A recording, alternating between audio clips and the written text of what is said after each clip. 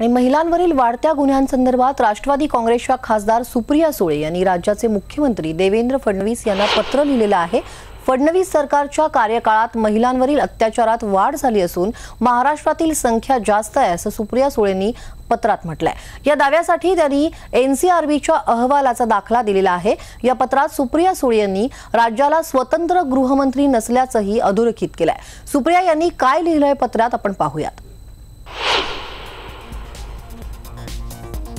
माननीय महोदय, महिला सुरक्षेचा मुद्दा करून आपला पक्ष सत्तेवर आला।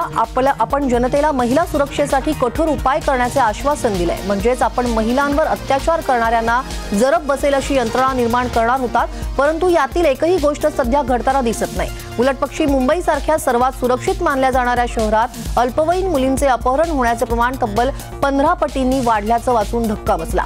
विनयभंग, छेडछाड, बलात्कार यासारख्या गुन्ह्यांचेही प्रमाण लक्षणीय असून देशात तसंच महाराष्ट्रातही त्याचं प्रमाण लक्षणीय आहे। महाराष्ट्रापुरतच बोलायचं झाल्यास या गुन्ह्यांवर आणि गुन्हेगारांवर वचक बसवायला आपले सरकार सपशेल अपयशी ठरलंय। या अपयशाचा तुरा आपण आपल्या गृहमंत्री का मुख्यमंत्री पदाच्या शिरपेचात लावणं पसंत कराल काय? मुख्यमंत्री महोदय, आपण माझ्या पत्राची दखल घेऊन गृह खात्यासाठी स्वतंत्र मंत्र्यांची नेमणूक अवश्य कराल ही अपेक्षा आहे। धन्यवाद, असं सुप्रिया सुळेंनी आपल्या पत्रात म्हटलंय।